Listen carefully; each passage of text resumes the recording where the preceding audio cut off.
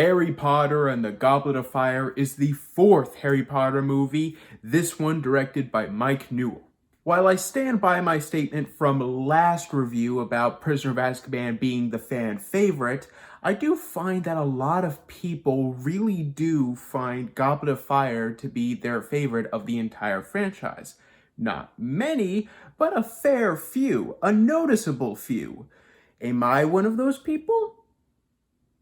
No, I'm not. I'm sorry, all of you Goblet of Fire fans, but for a while now, this was my least favorite Harry Potter movie. And is it still my least favorite? Well, let's take a look. So the film opens on this eerie-looking graveyard as a Muggle caretaker notices someone in a nearby castle. He sneaks up there to find Peter Pettigrew and a mystery man, played by David Tennant, talking to a mysterious hidden figure in a chair. But when a snake slithers by and reveals the caretaker to the man in the chair in Parseltongue of all languages, the caretaker is shot with a bolt of green light as Harry wakes up from his nightmare. If you were to judge this entire movie just from the opening scene, you would think that this movie is going to be dark and edgy, right? Nope. Literally the next 10 minutes after this is Harry, Hermione, and the Weasleys at the Quidditch World Cup, hanging around and loving life, when suddenly Voldemort's followers show up out of nowhere and burn the place to the ground. If you can't tell by just the first 10 minutes, this movie has a major tone problem. It cannot balance for the life of it any tone between dark and eerie and lighthearted and fun. And because of it, most scenes that try to blend these two elements together just end up being awkward and stilted and just cringeworthy. Anyway, after the trio get to Hogwarts, we are given a much broader sense to the wizarding world, as two other wizarding schools, Beauxbatons from Paris and Durmstrang from Russia, have come to Hogwarts to compete in the Triwizard Cup, a competition where one volunteer from each of the wizarding schools may compete for the chance of eternal glory. The only catch: no one below the age of 17 may enter, and the three chosen will be decided after they place their names in the Goblet of Fire. But before that can happen, we are introduced to the new Defense Against the Dark Arts teacher, the ex-Dark Wizard catcher, Mad-Eye Moody, played by Brendan Gleeson, teaching Harry's class about the unforgivable curses, 3 spells so horrible that just casting them earns the wizard a one-way ticket to Azkaban. Imperio, aka the Mind Control Curse, Crucio, aka the Torture Curse, and Avada Kedavra, aka the Killing Curse. A curse so deadly that only one known wizard has ever survived it: Harry Potter. 1, the mind control in this scene, as demonstrated on that weird spider thing, doesn't look like mind control and just looks like levitation. 2, if just using one of these spells earns a wizard a straightway ticket to Azkaban, why is he using all 3 spells in a room full of children who will no doubt tell this to their parents, teachers, and other friends? And 3, does that mean Lucius Malfoy was going to kill Harry Potter right outside Dumbledore's office and Chamber of Secrets? So the moment has come for the goblet to choose its 3 contestants. It spits out the names of Fleur Delacour from Beauxbatons, Victor Crumb from Durmstrang, Cedric Diggory from Hogwarts, played by Robert Pattinson, and 14-year-old Harry Potter? Yes, someone has rigged the game so that Harry would participate in the tournament, and seeing as how the choosing is a magically binding contract, Harry has no choice but to participate. And this begins a whole thing with everyone from all 3 houses, students and staff, hating on Harry, which I wouldn't mind necessarily if Ron wasn't one of them. Yeah, Ron, Harry's best friend, turns on Harry in this movie for like the entire first act and thinks, along with the rest of the school, that Harry somehow rigged the goblet. It just feels off because Harry and Ron have had an entire history, so why would Ron ever believe that Harry would do this? It just makes no sense, and it's just dropped later on in the movie, so it's pretty much just there for padding at this point. So the competition begins with the first task. Each contestant must acquire a golden egg from a stadium. The catch: the egg is guarded by a dragon. And this leads to, honestly, a pretty exciting action scene. From Harry scurrying around in the pit just trying to survive, to Harry chasing away the dragon on his broomstick, to both of them clambering onto Hogwarts as they lose their abilities to fly, it's a really good action scene if I'm being honest. But then, after that, it is followed by the Yule Ball sequence. The Yule Ball, for those of you who don't know, is basically an entire school dance for all three schools whenever the Triwizard Tournament is held, and it is set during Christmas Eve. And this entire sequence goes on for what feels like an entire hour and consists of nothing but stupid teen drama, every single character trying their hardest to get a date, and my God, I don't care. It's not exciting. It has basically nothing to do with the tournament. It has nothing to do with the mystery about who those people were at the beginning of the movie. It's just there for the sake of relatability and nothing else. And look, I have nothing against relatability as long as it serves a part in the story. This doesn't serve a part in the story, it stops it. What's even more irritatingly disappointing is the second task. Each contestant has had one of their loved ones kidnapped and placed at the bottom of a lake. They each have 1 hour using their own spells to breathe underwater and find their loved one.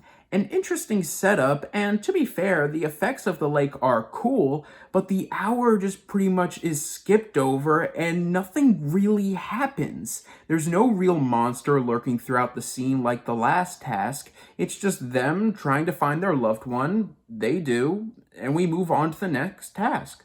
But thankfully, much quicker than the gap between the first and second task, we quickly move on to the third task, the final task, the big one. The Triwizard Cup itself is placed deep within a maze. Each of the contestants must go into the maze, and whoever finds it first wins the tournament.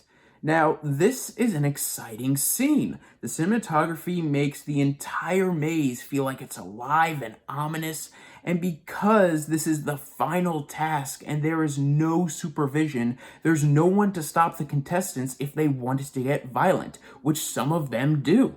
But eventually, Harry and Cedric do find the Triwizard Cup. They both grab onto it and are teleported to the graveyard from the beginning of the movie. What? As the two try to figure out what's going on, Pettigrew steps out of the shadows with a small shriveled up being in his arms and just kills Cedric dead.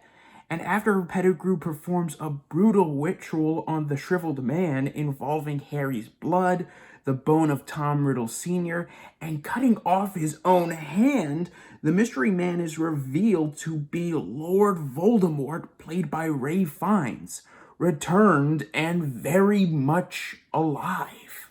In my opinion, not only is this a very dark, sudden, and abrupt turn that really does mark a turning point for the entire franchise, but from here on out, love or hate his performance, Ray Fiennes owns this role.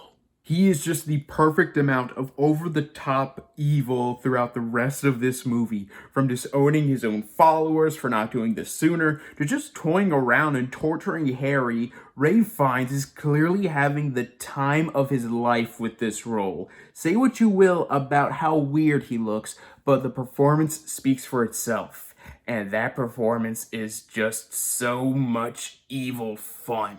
After giving Harry a chance to fight back and the two wizards' spells collide with each other, the spirits of multiple people who have been killed by Voldemort's wand start to appear. The caretaker, Cedric, even Harry's parents, who distract Voldemort in time for Harry to grab Cedric's body, grab the cup, and escape. This is known as Priory Incantantum, and much like the love explanation from the first film, I know there is all of this lore surrounding it, but I'm just going to call it what it is. Yet another Deus Ex Machina. Yay! Although, to be fair, the scene that follows it when Harry arrives back at the tournament with Cedric's dead body and all of the people from all of the schools are just watching and crying, and Harry is crying, and Cedric's father is there, and he runs up to Cedric's body, and he's just... It's sad. But after that, it's revealed that Mad-Eye Moody was behind Harry's entry and rigged the entire tournament so that Harry could get to that graveyard and revive Voldemort. Why would he do this? Well, because Mad-Eye isn't Mad-Eye. The real Moody was locked away, and this was actually David Tennant's character from the beginning of the film, utilizing Polyjuice Potion throughout the entire story. The only sin of this twist is that after David Tennant is revealed, his first lines weren't, new teeth. That's weird. So where was I? Well, that's right. Barcelona. So all three schools hold a memorial for Cedric. All three schools part way for the end of the school year, and before Harry, Ron, and Hermione leave each other, Hermione asks Harry whether everything's going to change now, and Harry just walks up to her, puts his hand on her shoulder, and just says, flat out, bluntly, yes. I don't know why, but I've just always loved how simple that line was. It's one of the last lines in the entire story, and it's just, it sticks with you. So that was Harry Potter and the Goblet of Fire. And is it still my least favorite of the franchise? Well, no, but I still think it is objectively a bad movie. The pacing is a bit too long, the tone is all over the place, and the attempts at relatability just end up being very cringeworthy because the movie has no idea what it wants to be. A dark turn for the franchise, or just another adventure for Harry and his friends.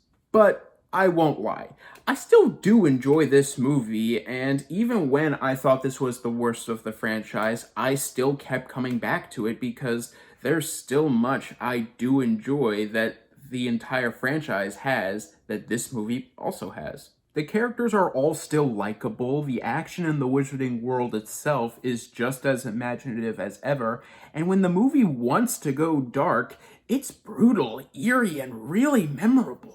I don't think it's an objectively good movie, but I still enjoy it. I still keep coming back to it, and I'll still probably keep coming back to it later on in the future.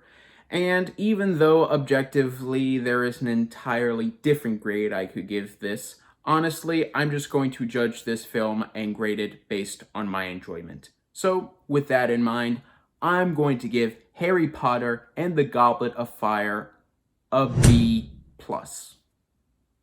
My defense, it's a guilty pleasure, sue me.